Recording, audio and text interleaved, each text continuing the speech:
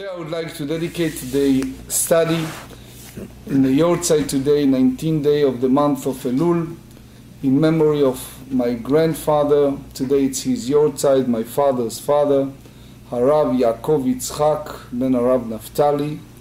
He was a Hasidic Rebbe, Zidi Choiv, a Rebbe, and we're going to speak today about the appearance in the Beit HaMikdash. I cannot physically appear in the family gathering every year at his kever, at his grave in the Mount Olives, and then go to my uncle, the Tolna Rebbe, Rabbi Weinberg, whom his wife is my father's sister, he's my uncle. Every year they have a special gathering of the family. But what I can do is dedicated the study today in his memory. I remember him as a very young boy. The Gemarrah Rebbe, Rabbi Israel Alter, Beit Israel, used to every year make a trip to Haifa and visited while he was there my father's father, my grandfather. He made his business to go there. And there are many stories among the Hasidim. One of them is when he was traveling. I heard it from his late Shames, the Rebbe's Shames, whose name is Rabbi Shif.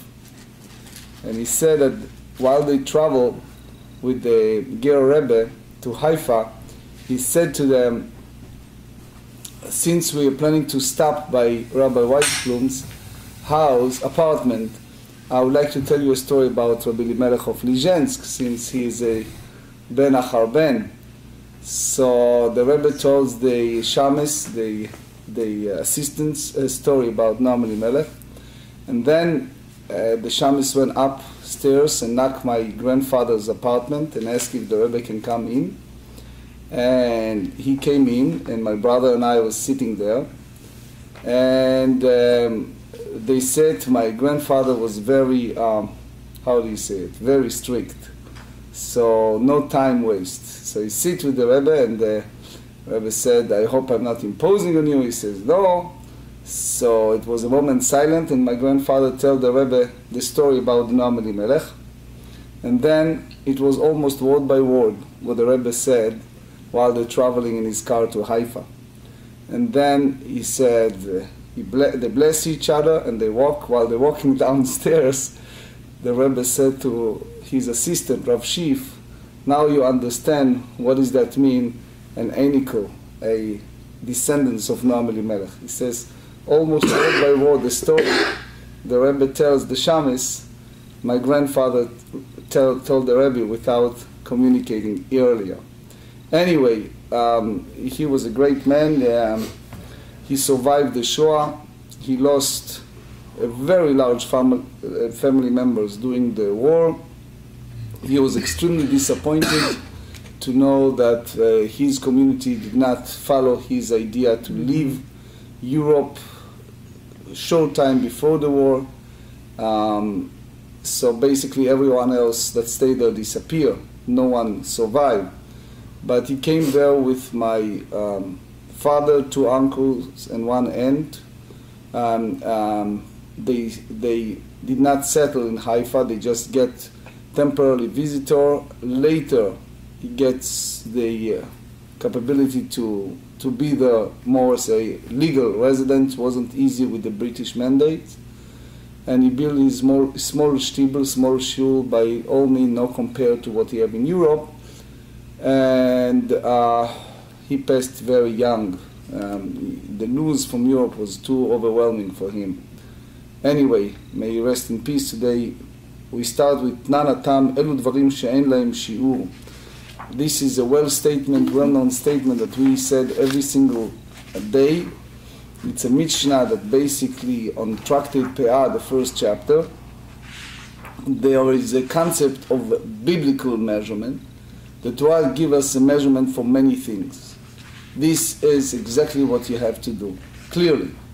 But there are certain things that the Torah just gives us a mitzvah, and we have the rabbinic audiences that give us a measure of how much. Here an example. Ha-pei-ah. If you own a property in the land of Israel, and you need to leave, the Torah said you need to leave the corner of your field to the poor people. So the Torah basically prohibited via negativa to cut those corners. The Torah said in Leviticus 19, verse 9, that when you do that, you should leave a corner for the poor people. So you don't know how much, if you look at the text in the Torah, how much is it? The rabbis came in and they said, you should leave a part there, a corner, but it's depend upon your nedivut lev, your good heart. If you read the book of Ruth, Boaz, for example, is a good example of someone who went an extra mile and gave more. The sages said it should be the minimum of 1/60 of your field. That's the way Rashi tells us in Tosfot. The next example is Vehabikurim, the mitzvah that we just read last Shabbat, the mitzvah of the first fruit. As you know, there are 7 special species that the land of Israel blessed. The chita, seorah, the wheat, the barley, the grape, the figs, etc. All the 7 species. So a person needs to bring part of that, the first fruits, to the Beit HaMikdash. The question is, if you own that orchard, that field of fruits, of produce, how much exactly the Torah meant that I need to collect in my field and brings it to the temple as a first fruit. So you may say, just let me bring one fruit, and maybe that's sufficient, right? So the rabbis came in, that's according to the Rambam, Hilchot Bikurim, chapter 2. So he said that the rabbi said, you have to bring at least, what? 1/60 of your produce. So again, this is rabbinic ordinance that put a boundary on a biblical text. Next one is Vehareayon. Reayon involved with 2 different components. One, it's the idea that you need to appear, as we discussed in the past, doing the pilgrims in the temple. But there is another component, which is the bringing a special offering that is called appearance offering. And therefore, the question is how far you go with that. So they said, later the Gemara elaborates what exactly involved in these 2 components. Again, one is to appear, and one is to incorporate with your appearance also an offering. Next one, Ugmilut Chasadim. Gmilut Chasadim, meaning loving kindness. Example of loving kindness: visiting the sick, comforting the mourners, giving tzedakah, giving charity, release the prisoners.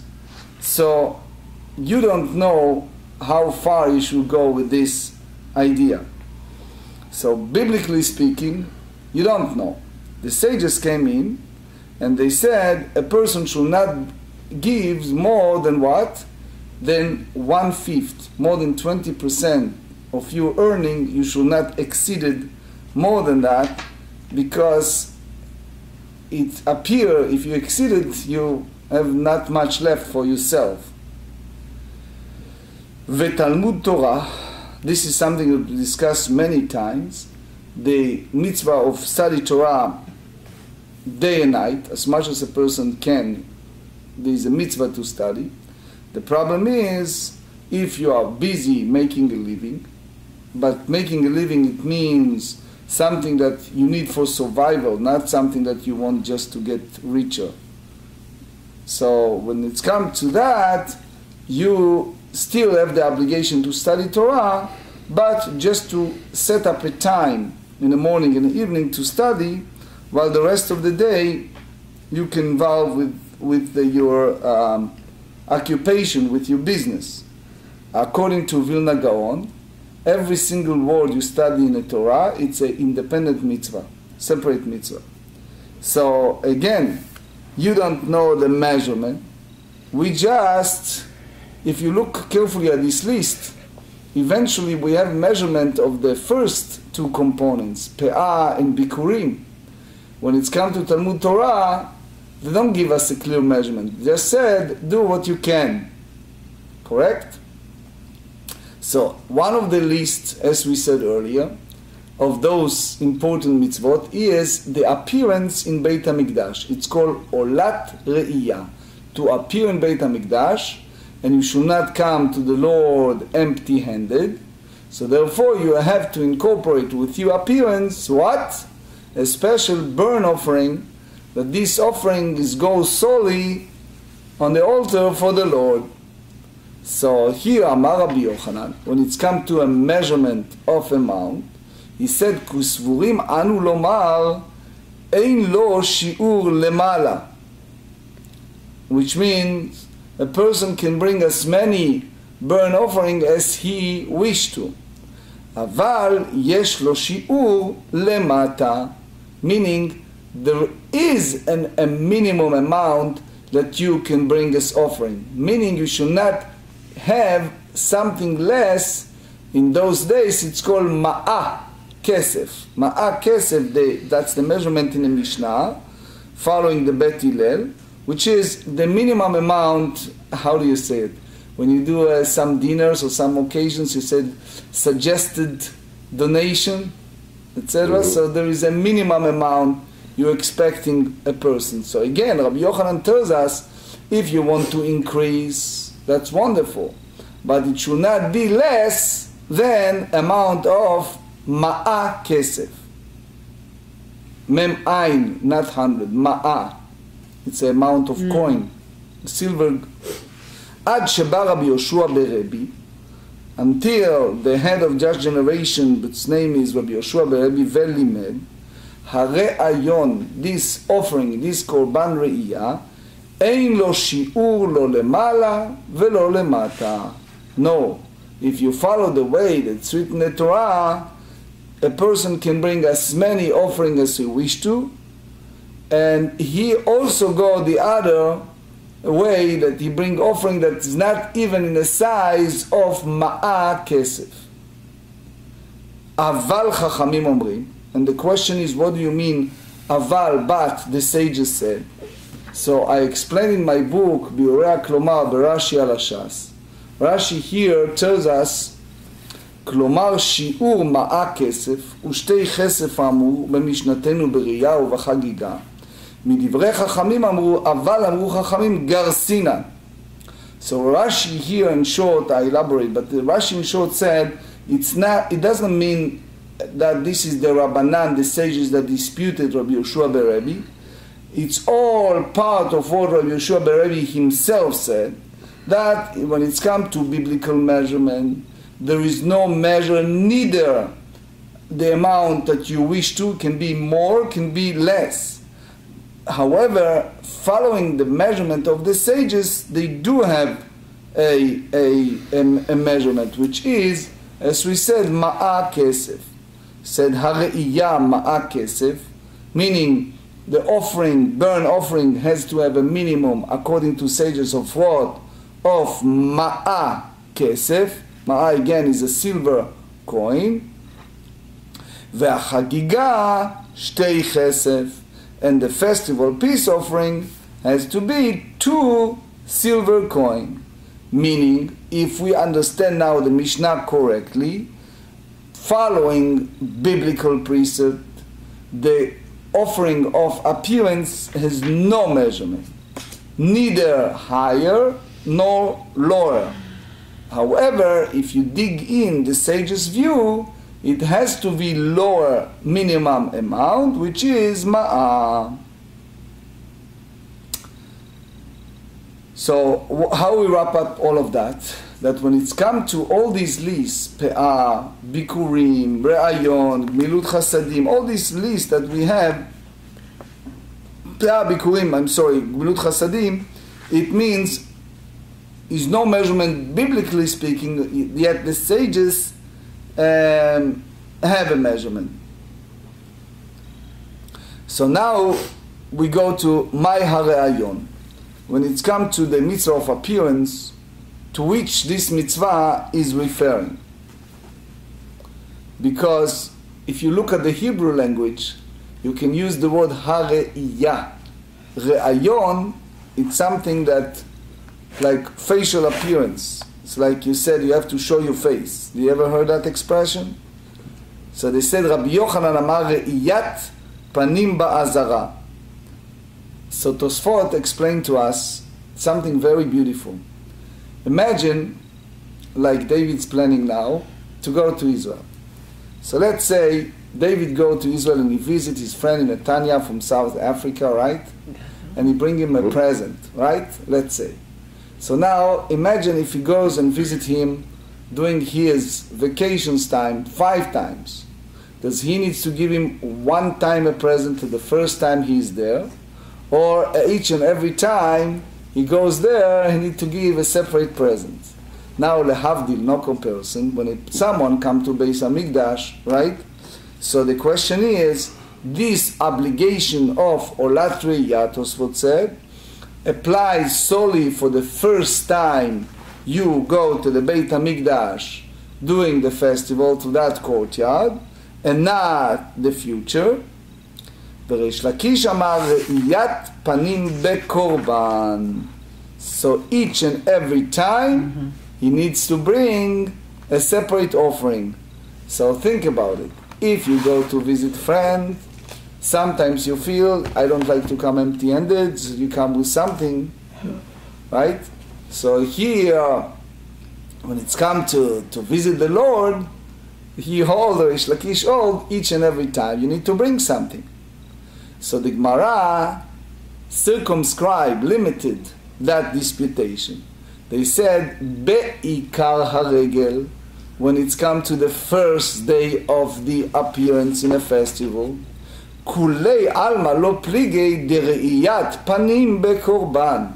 Everyone agrees that part of the facial appearance, you go to a courtyard that day, you have to bring an appearance offering. That's your obligation. So therefore, the first day of the festival, it's considered the essence of the festival, and therefore, you have to bring an offering. Kipligei b'shar yemot haregel. The big question is, what happens if you consecutively comes every day, the following day of the first day of festival? So here it's a very well-known machloket between Rambam, the great Maimonides of 12th century, and Rashi. Right? What's the issue? Rambam said, basically follow that idea. You have to bring an offering each time, right? Rashi said, let's read the Rashi. Rashi said, Be'ikar regel b'yom tov rishon. Rashi said, no. The obligation to bring an offering applies solely on the first day. Rabbeinu Hananel said, it's only betchilat haregel pa'am rishona. Only the first day of the festival, the first day you have to bring. So here you see another two view and more close to our days. The Sfat Emet said that it's all only in the first time. The first day, first time, you need to bring an offering. The Minchat Chinuch said that each and every time you appear, you have to bring an offering. Right?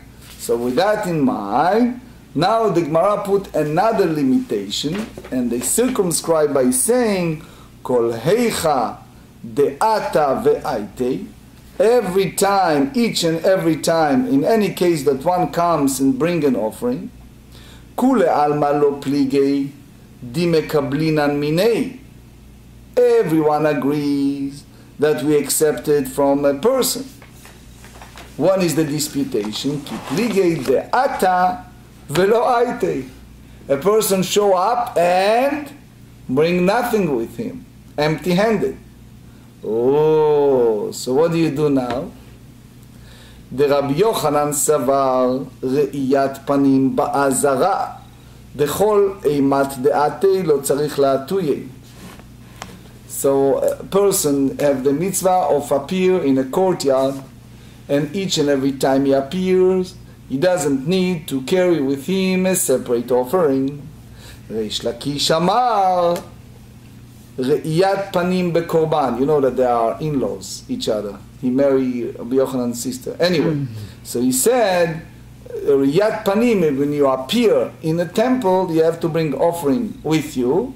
בכל אימת דעתי צריך להטויה. So he's like a guy, a guard in the gates, and said to you, hey Gilbert, do you have an offering with you? You come empty-handed, you can come in. Stay out, right? You have an offering, we'll let you in. All right? That's the view of Reish Lakish. Eitivei Reish Lakish le Rabbi Yochanan. Now they challenge each other. So Reish Lakish asks Rabbi Yochanan, let's look what the Torah said. How come you said that we're accepting a person with no offering? The Torah said in the book of Shmot, in Exodus chapter 23, verse 15, Velo yera'u panai rika, none shall appear before me empty-handed. So what we understand? We understand from that one must bring an offering whenever he appears in a temple. So how come you said that the person can come and goes with nothing? Amar lei be'ikar regel. You know what you should understand in that text? It applies to what?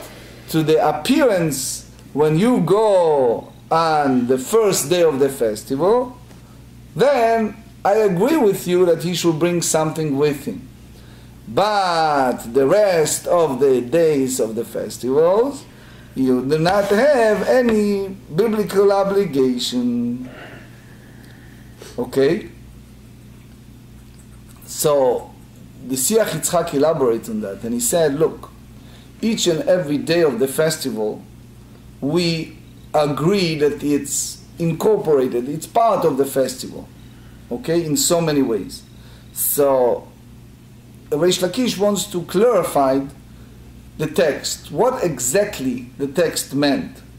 So Rabbi Yochanan said, yes, it is true that those days that follow consecutively of the first day of festival carries weight. Yet as far as the biblical obligation that you should not come empty-handed, that applies to what? Only the first day. That's the view of Rabbi Yochanan. So then, 80. So another challenge point Rabbi Lakish asked, Velo yera'u panai reikam. When you tell me that you should not appear before God empty-handed, so it means bizvachim. You have to bring what? An animal offering. What does that mean? You talk about rejoicement. You talk about the pleasure of the festival. So you have to take those heavy meat, right, that you use a knife to do shchita, and not the cheap offering that made out of solet for mincha, which is not those other offering that made out of bird offering or meal offering. אתה אומר בזבחים או לא אלא בעופות ומנחות. Why you say that there has to be animal particularly? ודינו. נאמרה חגיגה לאדיוט ונאמרה ראייה לגבוה.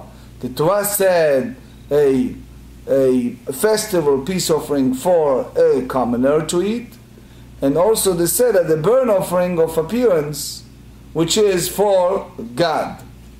So they said, מה ראייה אמורה לאדיוט זבחים אף ראייה אמורה לגבוה מזבחים, meaning you're using a meat of animals that it's a high quality and applies to both to commoner and to Almighty.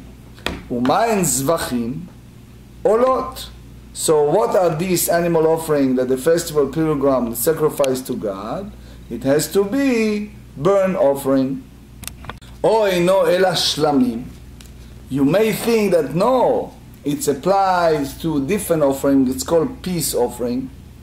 It's also something that Torah said to bring, because when it's come to pilgrim, if you zoom in the text, you don't see what exactly offering the Torah said. The only Torah said is you should not come empty-handed, and ish kematnat yedo, each and every one according to his will.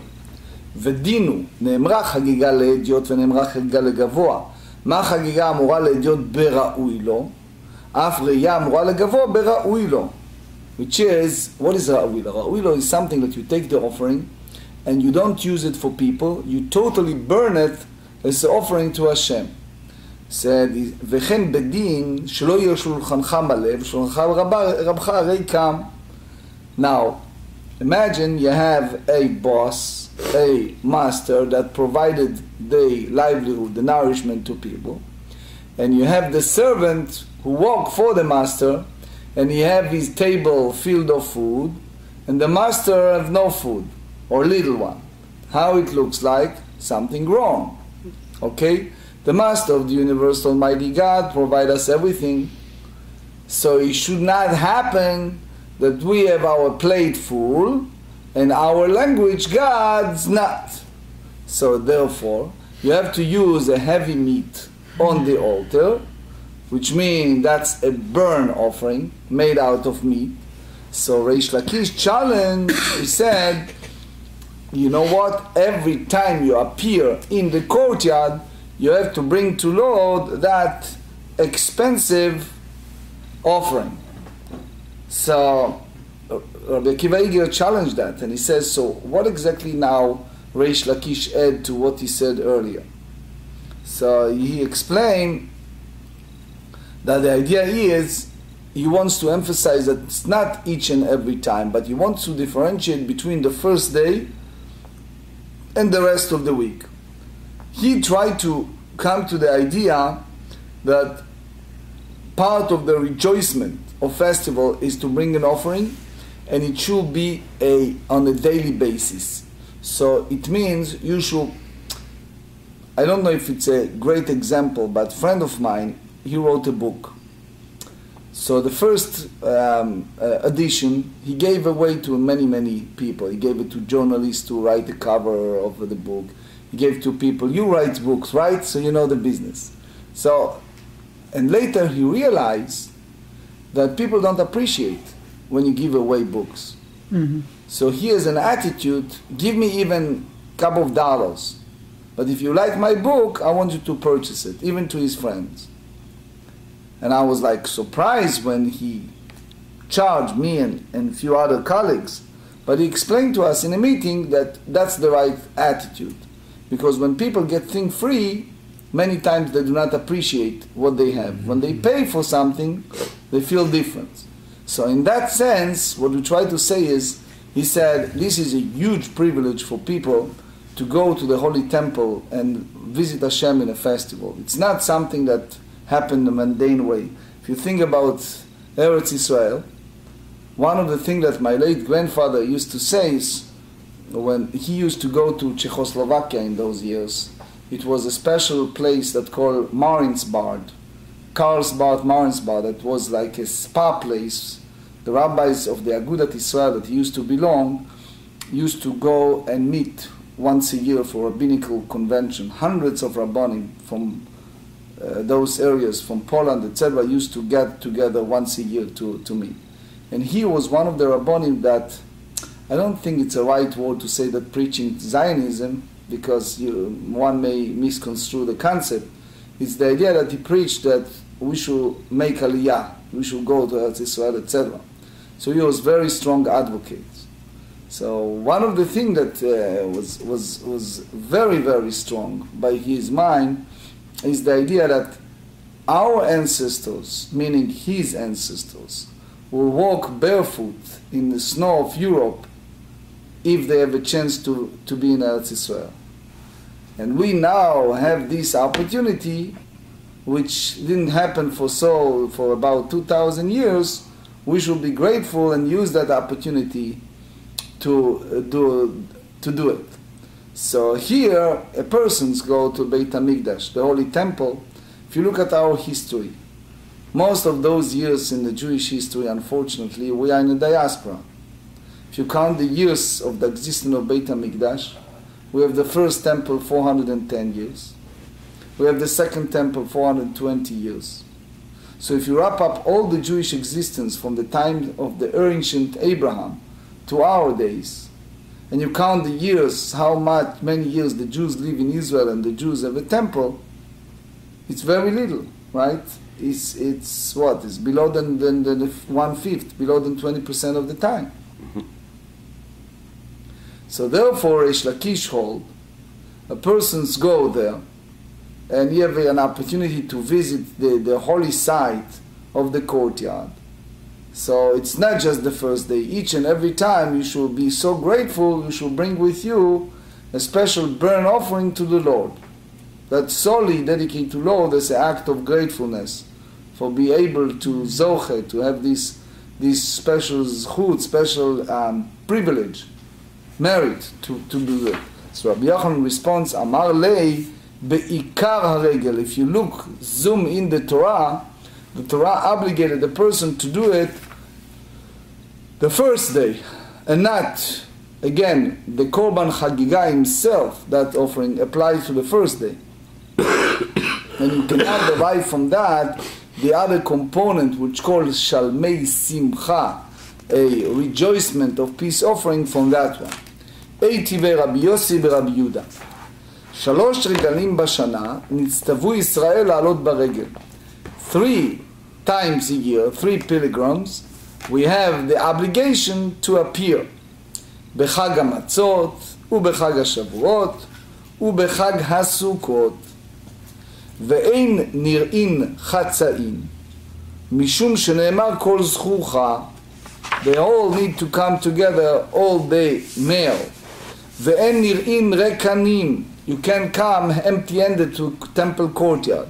משום שנאמר ולא יראו פניי ריקם, you should not come empty-handed. So אמר לי בעיקר הרגל. So the obligation to do it is what? So the first day. So according to Rabbi Yochanan, what we understand, that the person did not have the obligation to bring an offering each and every time he comes, and only the time that he's obligated to bring an offering, which is the first day. Now, the truth is that the Rambam have a lot to say about it. If we have time later, we bring a little bit the Rambam. Eitivei. Rabbi Yochanan Reish Lakish. We learn now from the verbal analogy. We juxtapose the 2-time appearance of the word yir'eh, will see, yeira'eh. Yeira'eh shall be seen. So we compare these 2 words and we said ma'ani bechinam. The same way as in our anthropomorphic language that God appeared to us in a festival without bringing an offering, af atem bechinam, so too you may come to see me in the temple for free, which means that there is no requirement to bring an offering. So it means that the Gemara accepts the objection and therefore proceed to explain the dispute between Rabbi Yochanan and Reish Lakish in a different way. Listen, it's beautiful. And he said, Ela heicha de'ata velo aite dechule alma lo pligi de'ailu mitchaze v'nafik. So a person appear with nothing, so he can come back and forth. Ki pligi de'aita v'aite. The disagreement is in a case when war comes and bring an offering. So what's the issue? רבי יוחנן אמר, דאמר, ראיית פנים בעזרה, ראיית פנים מודן לשיעור. לקורבן, יש לשיעור. רבי יוחנן said, when you appear, so you can do it as many times as you like with no measurement. But when it's come to the bring an offering, you are prohibited to bring more. וריש לקיש אמר, ראיית פנים בקורבן, ואפילו קורבן אין לה שיעור. So he hold that each and every time you increase your mitzvot. Each and every time Rish Lakish said you bring, it's another mitzvah, another mitzvah. Right? So here it's the difference between allowed, the obligation. So you can go deeper and ask, so what happened if a person come several times a day? So if each and every time he appear, he must bring an offering.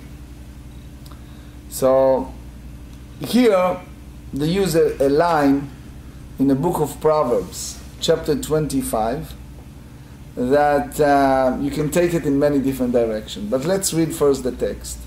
Eitivei, Rabbi Yochanan challenged Reish Lakish, and he said, Hokar raglecha mi beit re'echa. So they said, the King Solomon said, let your food be seldom in your friends, in your neighbor house, lest he be sated with you and hate you.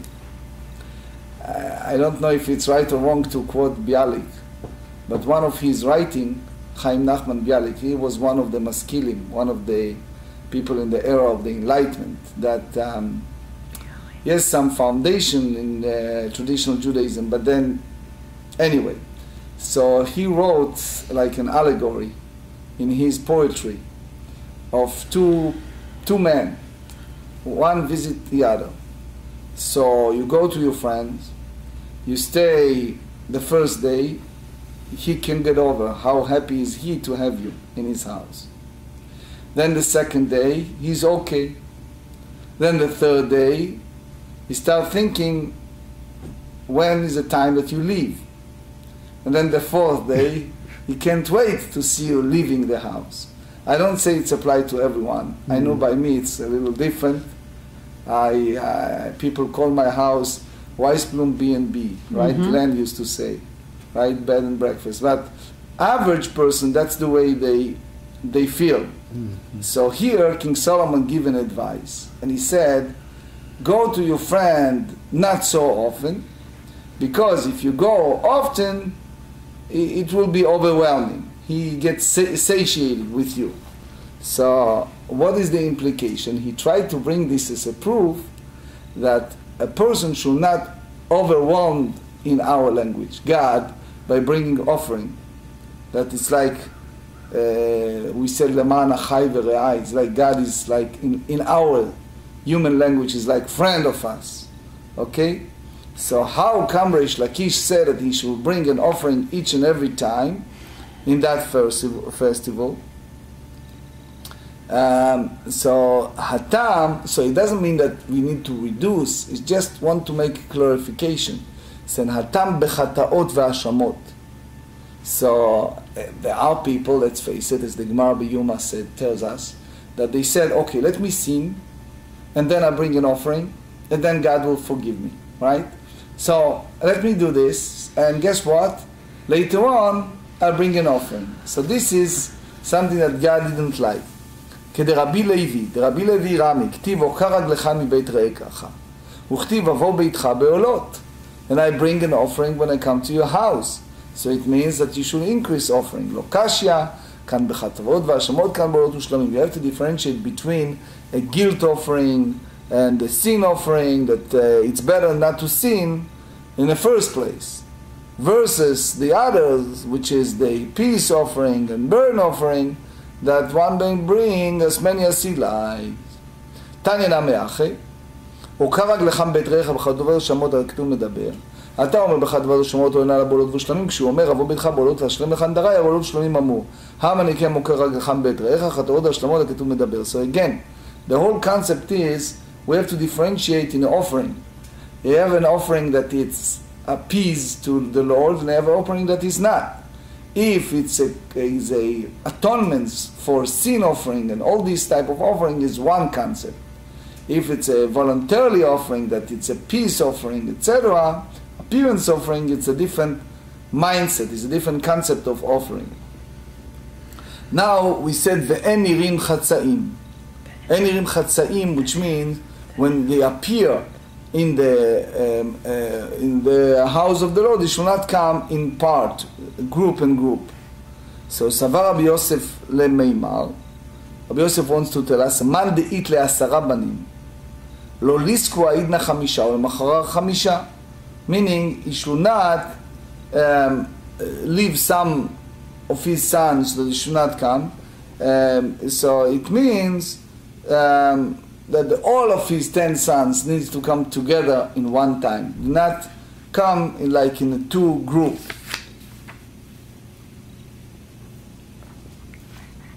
B. Amar le Abaye pshita. Abaye said to Rav Yosef, it's obvious, because hey minayu meshavet le leposhim. So which one of the sons were lazy from appearing next day? And which one you said that they are very vigilant, right? So because this is an obligation to every boy to appear, so each one of the sons needs to make his business to do it quickly, and you cannot say that the father will differentiate it, will divide them, that some of them will be lazy to do the mitzvah properly. So why the Torah needs to use the word kol zchucha? So he said, li de acherim. The Tanya acherim אומרים המקמץ והמצרף נחושת והבורסי פטורים מן הראייה שנאמר כל זכוכה. מי שיכול לעלות עם כל זכוכה יצאו, אלו שאין יכולים לעלות עם כל זכוכה. We explained it if you remember several of the themes before. The idea is there are people who involved with occupation that carries horrible odors. People who involved with the skin of animals, with feces of animals, of all kind of jobs that so therefore it's very inappropriate for them to appear while no one have the pleasant to be around them. So therefore he holds that the Torah used the word kol zechurcha, meaning those who can bring their children together with them, and versus others who carries a bad odor that they need to come independently. In Yerushalayim, we used to have synagogues there that everyone knows for that minyan, for that group of people that have the stigma of people who involved in profession that carry a bad odor and they have their own services. Anyway, the next Mishnah dealing if a person can substitute money of the second type. So all these three offering, which is Olatri, the appearance offering. The second one is the Shalmei Hagiagah, the peace offering or rejoicement peace offering. Olot Bamoed, Olot Riyah, that doing the intermediate days.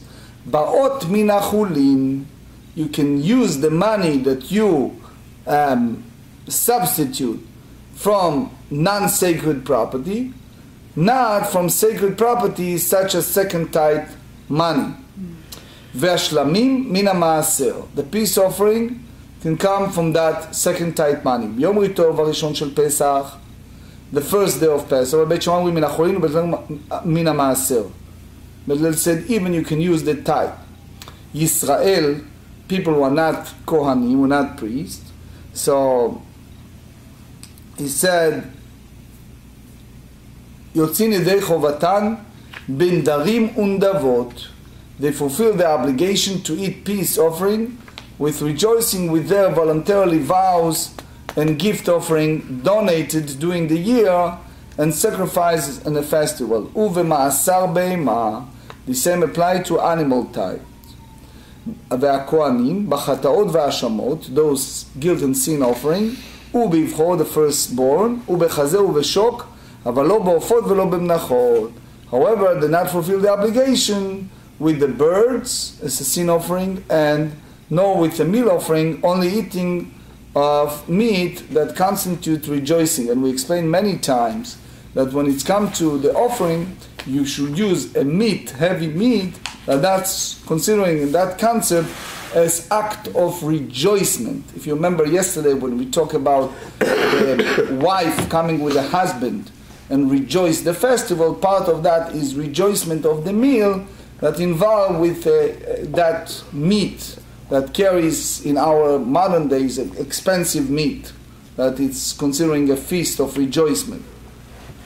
Now, soon you see a practical הלכות, אלא עולות במועד ההוא דבאות מן החולין, היו ביום טוב בין המעשר, המאי, we have to go a little faster because time running out, דבר שבחובה, בכל דבר שבחובה אינו בא אלא מן החולין. Any matter that it's obligatory may come only from the non-sacred property. Now, here is the question, halachic question, that I would like to share with you. The great Rabbi Kanievsky, whom, as you know, I'm very close. So he used to say, how you make sure that you don't get in any trouble with IRS. As you know, IRS can come after you, even you pay them and you are 100% good, and in new terms, in new accountant terms, you are very good with them. Yet they can come after you and say something and need something, right? Okay, so he said, I give you a segula, I give you a formula, he said. If you're very strict, medakdek, to give tithe, to give maaser, to give the money, the amount that you have to poor people, I'm telling you, Rav Kanievsky said, that you will be safe from them. They'll never go after you. In other words, he implies that they are after you when you don't do it right. So it's like my Rebbe used to say, when you start getting tickets and all kind of bills and all kind of things, reinvestigate the whole concept of giving to charity if you do it properly. Because if it's a certain money that Hashem wants you to be the shaliach to give it to those people, and it's not really your money, it's Hashem's money that wants to distribute to those people, if you don't do the job, He will take it from you in a different ways. So they ask a question, Rabbi, should you give to the poor people who are in the street begging, or go to our organization which help to give to those poor people? The Rambam said that if you have, for example, $1,000, you want to give donations, you have a choice between 10 organizations or people that you know versus one that you're close to, and your choice is between giving $1,000 to one organization versus 110 times to 10 different ones. You should do 10 times to 10 different ones instead of giving to one that is close to you. So if you know clearly those people who are beggar, who come to you like in Aguda Park Heights, they come with a letter from Rav Heinemann, and Rav Heinemann investigated to make sure that they are legitimate, that's a different story. If you do not know them, then basically the obligation is to give to those who are familiar to you. So it's not the sense of organization or individual, it's the sense of knowledge. You know them. There is a concept called Aniye Ircha Kodmim. People in your community take precedence before people who are outside of the community. But as far as knowledge, it's always advisable, suggestible, that you should go by those organizations or people that you know. But you could be in your community where you don't know who is the one and what he needs. As I said, you have to know. Otherwise, you may give it in vain. Yeah, but... Right? So anyway, so Rav Kanievsky asked a question. Well, if you, giving within the community, then, going back to the Rambam, are we talking about if you give to the rabbi's fund where it's going to get distributed to multiple people ultimately? Is that so? It's better to do that than Or gabayei tzedakah, or people who charge. Yeah. Do you have a rabbi thing here that you do that?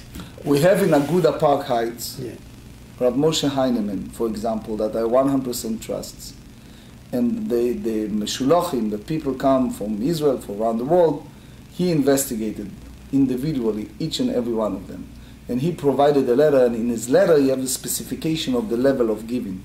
It's very clear, plus a picture of them and explanations and a day of expiration of that certificate. So he Do we have blessing anything can set do up here in Kenes where we can give to the Kenes to give to him? Absolutely. That- Well, We used to have we for do that. before Plus, Pesach. we have a rabbi's fund. We have a rabbi rabbi's tzedakah fund. fund, where the Oh, so rabbi we gets just to do make, that. makes Okay. decisions, Decision to on those- who to to those give to people in and need. so forth. Oh, Who's okay, in so we most in just need. going to say this is... That's what I'm saying. That's, for the example, within your community, I think that's probably the best way to give, because ultimately it ends up going to multiple Right. people. Right.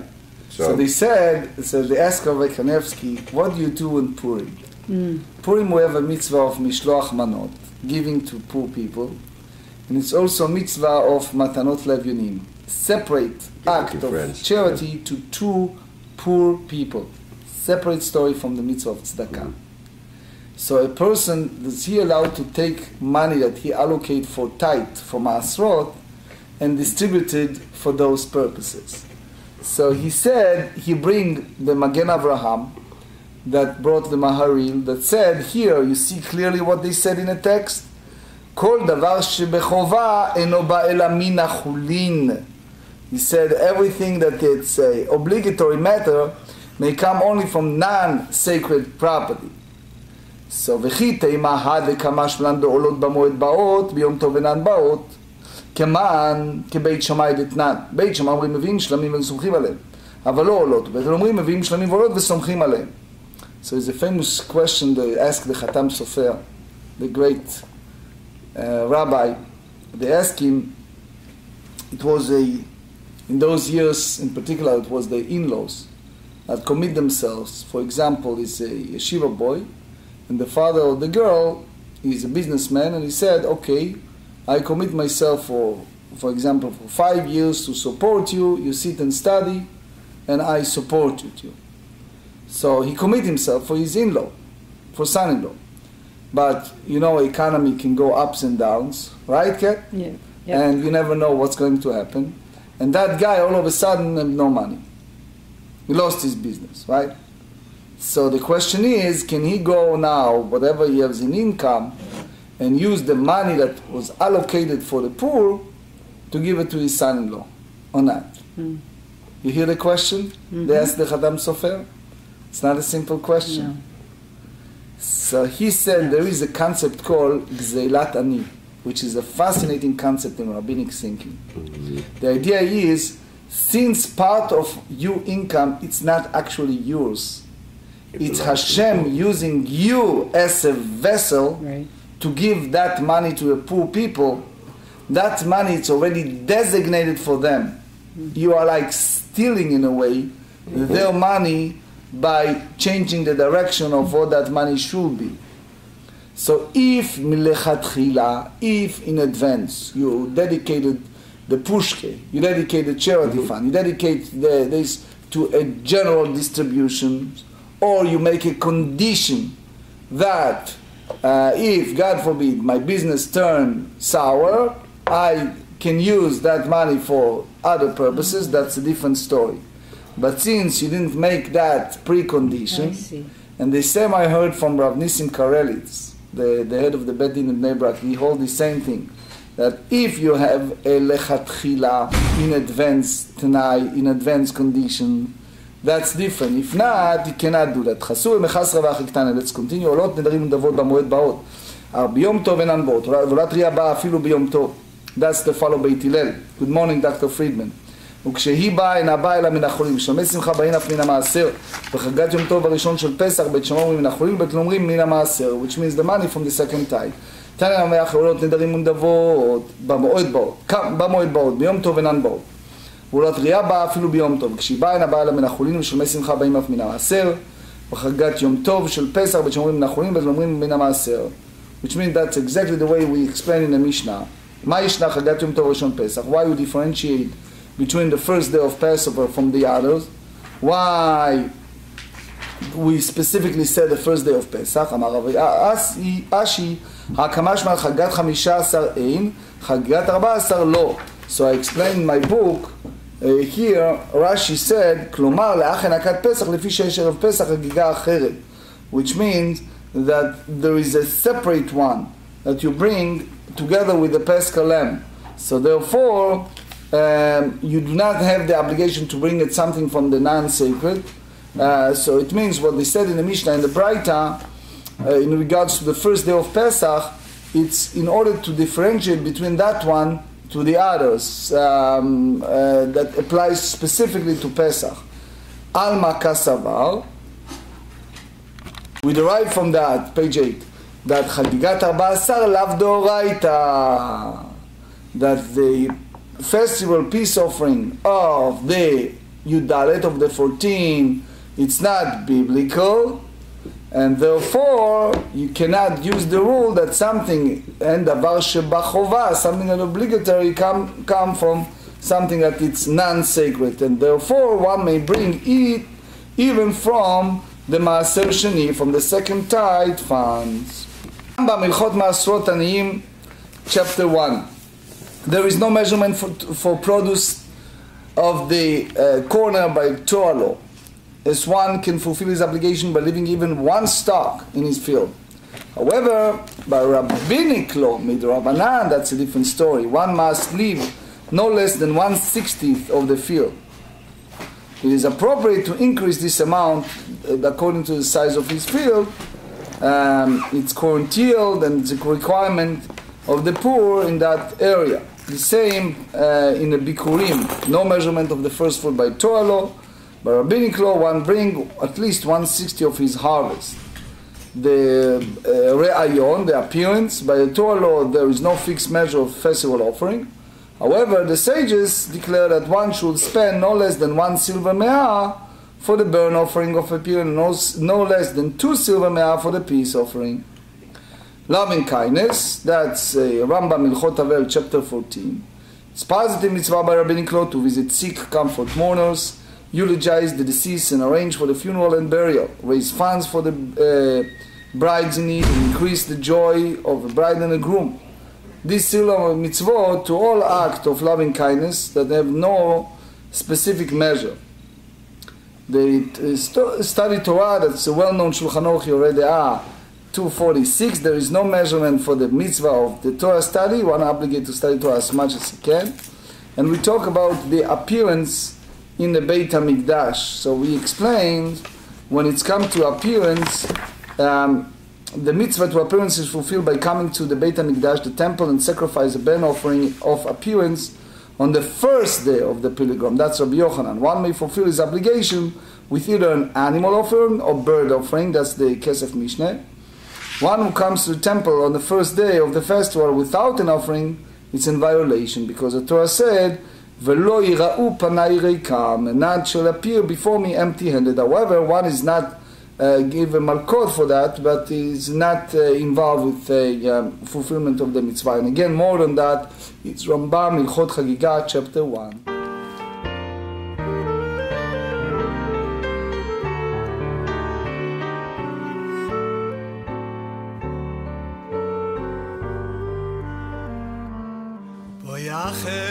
לשולוים, מלאכי השולוים, מלאכי